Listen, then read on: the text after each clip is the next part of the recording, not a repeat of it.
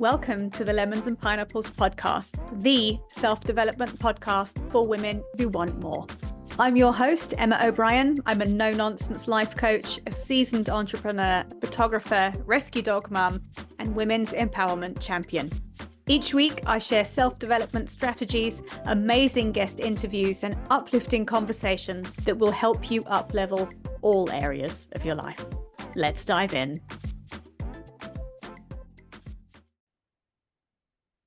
Hi, folks. Welcome to episode 5, season 2 of the Lemons and Pineapples podcast.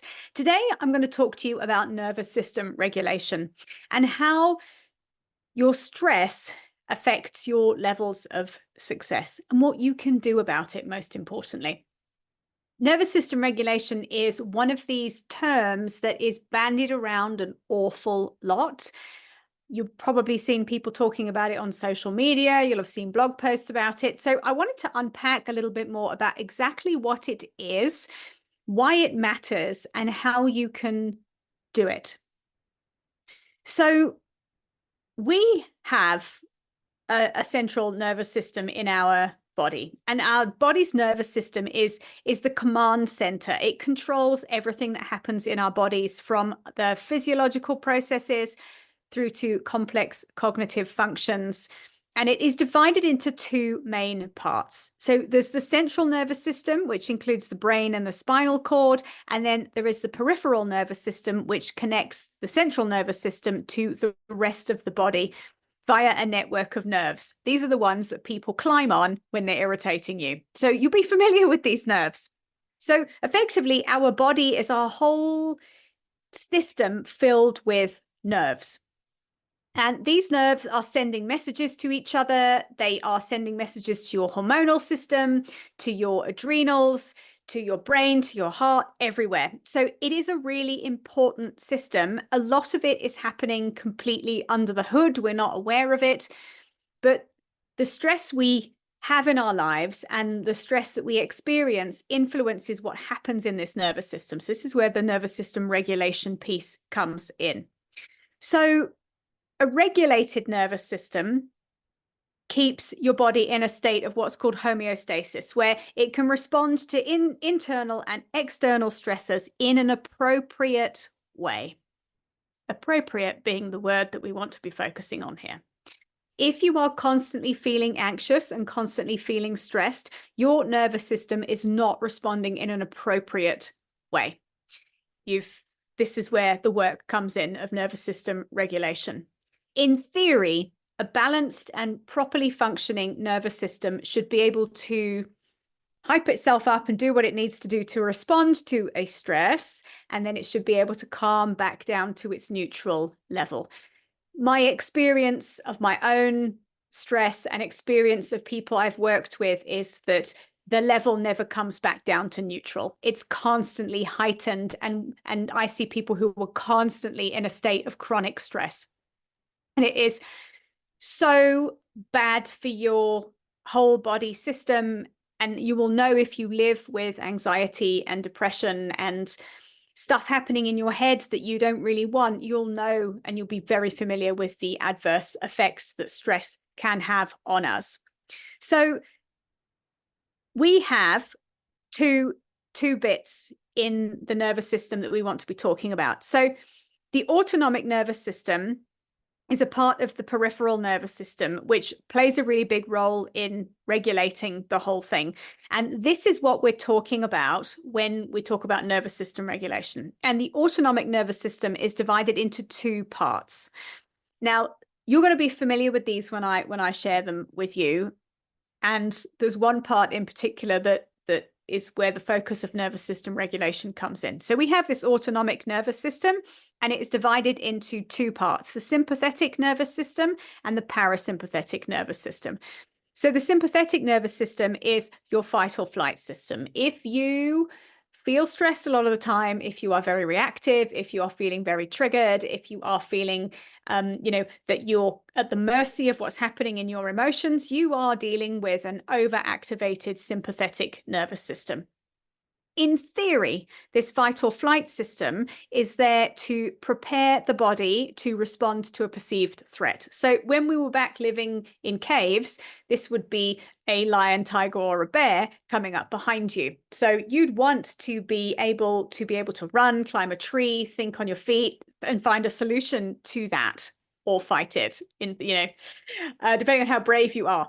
But your sympathetic nervous system is gearing you up to save yourself from that perceived danger. Unfortunately, what's happening for most of us these days is that we're having this massive fight or flight response to an email, or to a comment on social media, or to a meeting with our boss. It's the threat has entirely changed, but our body is responding in a really the same way, which is often, quite overly exaggerated.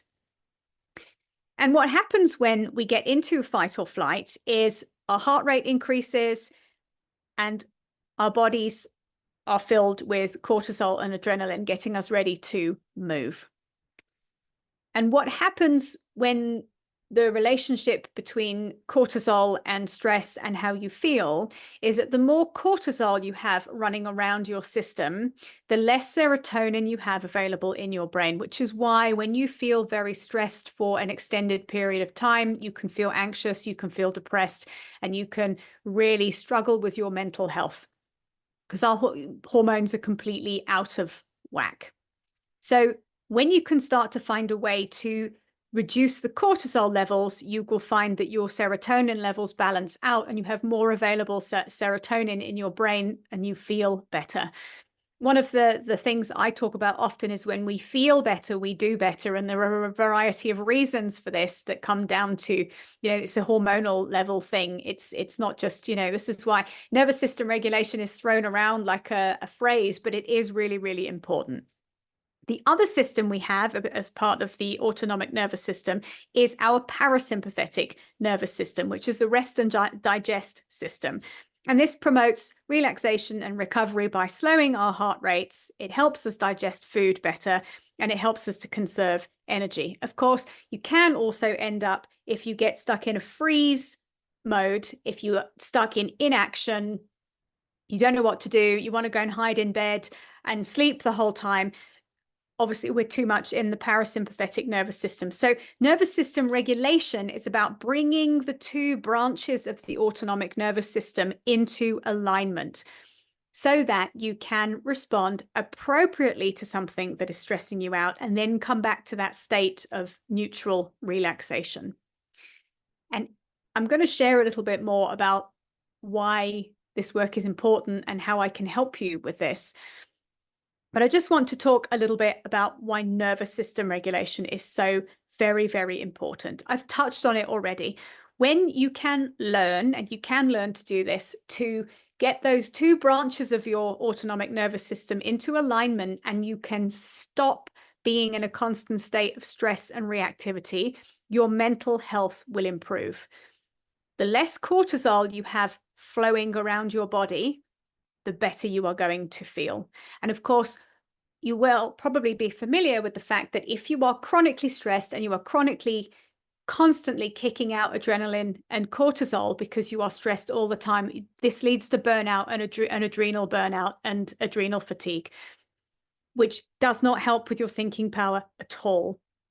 The more you can calm this, the more access you have to be able to think more clearly, make better decisions. And of course, when we make better decisions, we take ourselves further away from being in stress.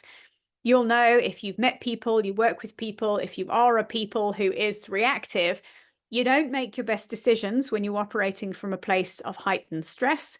You don't have your best interpersonal reactions with people when you're communicating from a place of reactivity. It has a massive knock-on effect. The other thing is better physical health. When your nervous system is constantly activated, you can end up with hypertension, with heart disease. If you've constantly got an elevated heart rate, it is not good for your heart. One of the things that HeartMath talks about, and I'm a HeartMath practitioner, so I'm going to share a bit more about that, is your heart rate variability. And when you're very stressed, your heart rhythms, which is what you're looking at with heart rate variability, they're very shallow, they're very jagged, they're very uneven because your heart is under stress. It is really like responding all the time to something. When you can bring your heart rhythms down into more coherence, as it's known with HeartMath, your heart functions better. It doesn't have to beat so fast. It doesn't have to work so hard. So, what's happening with stress has a big effect internally for not just our hormones, but also our body. Better cognitive function is going to be the result of a regulated nervous system. So when we are in a fight or flight mode, you're operating from your limbic brain, which is your amygdala, which is the little alarm center in your brain that's scanning all the time for, ooh, lions, tigers, bears, horrible email. Ooh, a coworker that I don't like. Ooh, she's coming. Okay, it's scanning for that all the time. That uses an awful lot of mental energy. And when that amygdala is reacted into fight or flight, and it's like, oh my God, she's coming, are we going to hide? Are we going to run? Or are we going to have a fight with her? It takes your logical brain literally offline. The signals that go from your amygdala arrive into your brain just before they can get to the prefrontal cortex, which is your logical bit of your brain that would go, hang on a minute, we can just tell her we're busy. We don't have to have a massive overreaction to the coworker we don't like coming into the office. But if the amygdala gets hold of that first, you've had it. So cognitive function is a big part of this. When you can learn to calm that stress response down, you are not living at the mercy of it and how it affects your ability to think. And of course, when you can regulate your nervous system, you are also going to be more resilient to things that don't go to plan. And you're going to be able to cope better with life's challenges because you can pull that stress response back at will. That is what nervous system regulation is about. It's not about getting rid of the things that stress you out, because unfortunately, that's not possible. But you can get a handle on this nervous system so that you are not living literally at the mercy of what thing is happening to me next.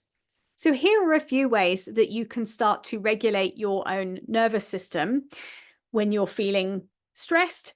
And the more you do nervous system regulation exercises when you are not stressed, you are helping to train your system back into alignment so that when there does come a time that you're stressed, you can apply these same tools then and calm yourself far quicker. So breathing exercises are great. Something as simple as box breathing, which is breathing in for a count of 4, holding for a count of 7, and breathing out for a count of 8. Super, super easy. Very, very simple. HeartMath, which is what I teach. So if you're curious about nervous system regulation, please pop me a message when you've listened to the podcast. The email is at the bottom of the show notes. It's emma@emmaobrien.coach.com. I train people to do nervous system regulation. I train people with HeartMath techniques. And HeartMath is really about tapping your heart's innate wisdom. I look at it also as being able to tap your own higher self, if you like, your own innate wisdom, so you have access to better decision making. I also think HeartMath, the tools and the nervous system regulation help you to really access your intuition and your gut instincts, which so many of us have forgotten how to listen to. So this is about influencing your heart rhythms. I've talked about that a little bit already. And it is the best system I have seen by far to retrain an overstressed nervous system. So when you practice it regularly, HeartMath there's a series of nervous system regulation tools. One builds on the other. It not only helps to reduce your cortisol levels, which helps to balance your serotonin levels, it also increases your DHEA hormone. I won't try and give you the whole long name of that. And this is the body's natural anti-aging hormone. So when you are calm, you make more of this. So if you want to look at the anti-aging benefits of nervous system regulation, then that's all internal as well as external. So it really is very, very powerful. So if this appeals to you, get in touch with me. I would love to talk to you about how I could share this work with you and help you to really tap these very, very valuable tools. Mindfulness and meditation are really powerful. Meditation is super powerful. If you can meditate a little bit each day, it starts to calm a very busy brain, and it starts to get you setting up your day off to a good start before you've gone out to work. You're going out calm, being mindful about things, being present, paying attention to what you're doing in the present moment, as opposed to being stuck in the past or the future. When we're out in the future, we're worrying and we're causing ourselves stress. When we're reaching back into the past, we're ruminating and we're also causing ourselves stress. So the more present you can be, the better you are going to feel as well. Physical activity, doing some exercise is a great way to really work through and work out cortisol and adrenaline out of your system. So doing yoga, going to the gym, going for a walk, dancing, whatever you want to do, some sort of physical movement is really, really good for helping to just disengage those stress hormones and to give you some physical release with your body. Getting a good night's sleep is really essential for nervous system regulation. So most people need between 7 and 9 hours a night. And the more consistently you can create a good sleep routine, the better you're going to feel. Remember, when we don't get enough sleep, we don't operate from the best place. You're probably going to be irritable and grumpy and anxious. And again, when we're operating from those kind of negative states, nothing good comes from that. No good decision making comes from that. You need to get a good night's rest. Eating well is really important. Good nutrition is important. So a balanced diet, which supports your overall health, is of course really, really helpful. Things like omega-3 fatty acids are really good for your brain and for your nervous system.